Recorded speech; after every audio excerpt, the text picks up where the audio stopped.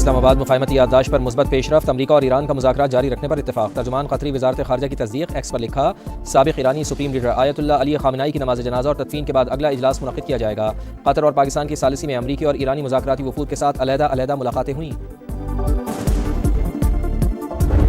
پری monsoon کا پہلا spell, بارشوں نے خیبر پختونخوا اور بلوچستان میں تباہی پھیلا دی۔ مختلف حادثات میں خواتین اور بچوں سمیت 11 افراد جاں بحق۔ خیبر میں آسمانی بجلی گرنے سے 2 بچے دم توڑ گئے، 3 زخمی۔ دیر بالا میں مدرسے کی 20 سے زائد طالبات زخمی۔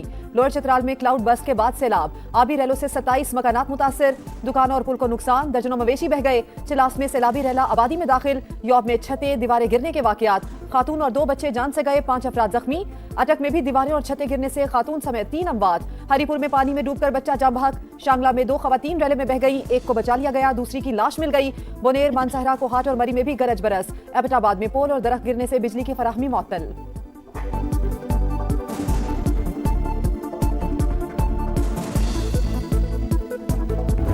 بادلوں کی گرج برس، جڑواں شہروں اور گردونواں میں وقفے سے بارش، نشیبی علاقے زیر آب۔ PWD انڈر پاس اور پارک روڈ پر بارش کا پانی جمع ہونے سے ٹریفک کی روانی متاثر۔ تیز ہواؤں کے باعث اسلام آباد کی جناح سپر مارکیٹ کی پارکنگ میں کھڑی 2 گاڑیوں پر درخت گر گیا۔ لاہور میں بھی موسلا دھار بارش، گرمی اور حبس کا زور ٹوٹ گیا۔ لیسکو ریجن کے 460 فیڈر سٹریپ، کئی علاقے بجلی سے محروم۔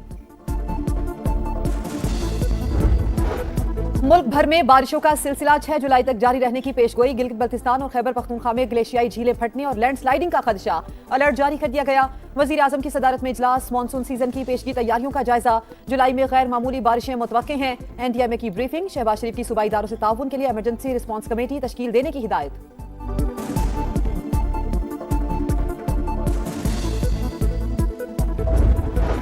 سوات کی سیف اللہ جھیل میں کشتی الٹ گئی، 6 افراد جاں بحق، 2 خواتین اور 2 بچے بھی شامل، ایک خاتون لاپتہ۔ ناران میں ٹک ٹاک کا شوق جان کو آ گیا، سیاحوں نے گاڑی دریا میں ڈال دی، تیز بہاؤ کے سامنے بے بس، مقامی افراد نے ریسکیو کر لیا۔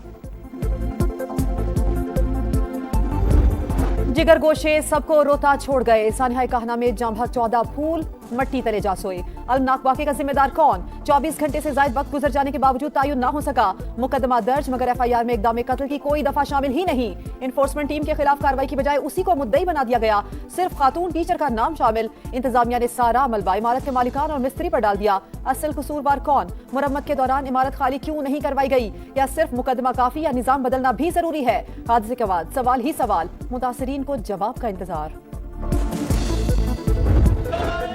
سانحہ کہنا میں جاں بحق بچوں کی نماز جنازہ اور تدفین کے وقت رقت امیز مناظر، پیاروں کو قبروں میں اتارنے والے غم سے نڈھال، جنازے اٹھنے پر گھروں میں کوہرام۔ قیامت گزرنے کے بعد انتظامیہ کو ہوش آ گیا۔ لاہور میں غیر قانونی ٹیوشن سینٹرز کے خلاف کریک ڈاؤن کا فیصلہ، 3 روز میں مکمل ریکارڈ مرتب کرنے کی ہدایات جاری کر دی۔ پنجاب حکومت کا سانحہ میں جاں بحق بچوں کے ورثاء کے لیے 20 لاکھ اور زخمیوں کے لیے 5 لاکھ روپے امداد کا اعلان۔ ایران کے ساتھ معاملات خوش اسلوبی سے آگے بڑھ رہے ہیں۔ بات چیت کا بنیادی مقصد تہران کو جوہری صلاحیت کے حصول سے روکنا ہے۔ ڈونلڈ ٹرمپ کی میڈیا سے گفتگو، امریکہ مذاکرات کو کامیابی کا بھرپور موقع دے گا، آئندہ کی پیش رفت ایران کے اقدامات پر منحصر ہوگی۔ امریکی نائب صدر JD وینس کا فوجیوں سے خطاب، کہا تہران اپنا جوہری پروگرام بحال کرنا چاہے تو ہماری حکمت عملی الگ ہوگی۔ دوحہ میں تکنیکی مذاکرات، قطری حکام کے مطابق امریکی وفد کا بات چیت جاری رکھنے کا اعادہ۔ آبنائے ہرمز، ہماری طاقت، میزائل پروگرام اور یورینیم پر سمجھوتا نہیں ہوگا، ایران کا 2 ٹوک موقف۔ چیف مذاکرات کار باقر کالیباف نے کہا MOU کی شرائط پوری ہونے تک مذاکرات میں شامل نہیں ہوں گے۔ وزیر خارجہ عباس عراقچی نے خبردار کیا، ایرانی عوام کے خلاف کسی بھی دھمکی کا فوری جواب دیا جائے گا۔ امریکہ نے اپنے اتحادی اسرائیل کو قابو میں رکھنے کا وعدہ کیا، نیتن یاہو نے اپنے آقا کی بات نہ مانی تو ہم سبق سکھائیں گے۔ دوحہ مذاکرات میں ایران کو $3 ارب جاری کرنے پر ابتدائی اتفاق ہو گیا۔ معاملہ ایران اور امریکہ کے بالواسطہ مذاکرات میں طے پایا۔ عمان کے نئے منصوبے کے تحت آبنائے ہرمز سے متعلق امور پر بات چیت جاری ہے۔ العربیہ کا دعویٰ، ویب سائٹ ایکسیوس کے مطابق امریکی حکام نے رقم جاری کرنے کی تردید کر دی۔ رپورٹ کے مطابق امریکہ ایران کو آبنائے ہرمز پر ٹیکس سے دستبردار کرنے کی کوشش کر رہا ہے۔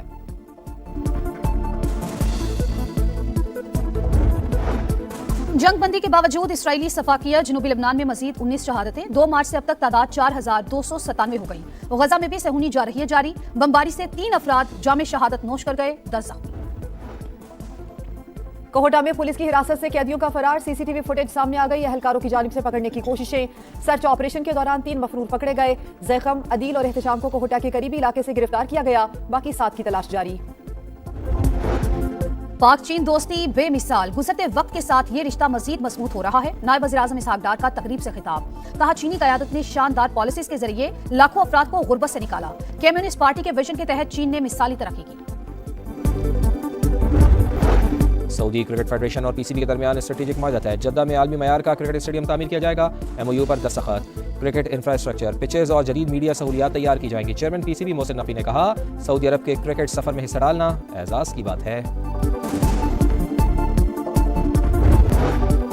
आजाद कश्मीर के आम इंतखाबात में अहम सियासी पेशरफ्त, कोटली से पीपल्स पार्टी और मुस्लिम लीग नून के उम्मीदवार इस्तेहकाम पाकिस्तान पार्टी का हिस्सा बन गए। LA-8 से मलिक जुल्फिकार अली और LA-10 से मलिक मोहम्मद यूसुफ शामिल। सदर PP अब्दुल अलीम खान ने रहनुमाओं को पार्टी परचम पहनाए, कहा आजाद कश्मीर के मसाइल के देर पाहल से महरूमियां खत्म करेंगे। MKM का सिंध हुकूमत के खिलाफ भरपूर एहतजाजी तहरीक का फैसला। RC मरकज बहादुराबाद में अहम इजलास, अनीस कायम खानी की जिम्मेदारान को राबते तेज करने की हिदायत, कहा करप्शन और नाअहली के खिलाफ आवाज उठाएंगी।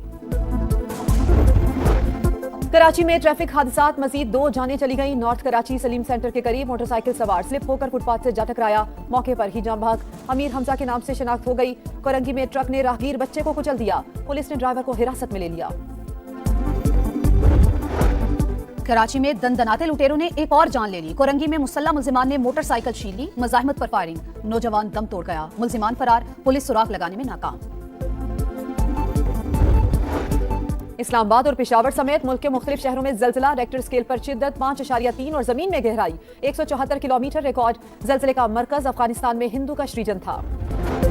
टेक्नोलॉजी में खुद कफालत की जानिब एक और बड़ा कदम, पाकिस्तानी स्टार्टअप की बड़ी कामयाबी। इंजीनियर्स ने मुनफरिद ड्रोन बना लिया। प्रोग्राम नदीम मलिक लाइफ में बताया ड्रोन मसनूई जहानत से उड़ने की सलाहियत रखता है, दिफा, कौमी सलामती और कुदरती आफात से निपटने में मददगार होगा।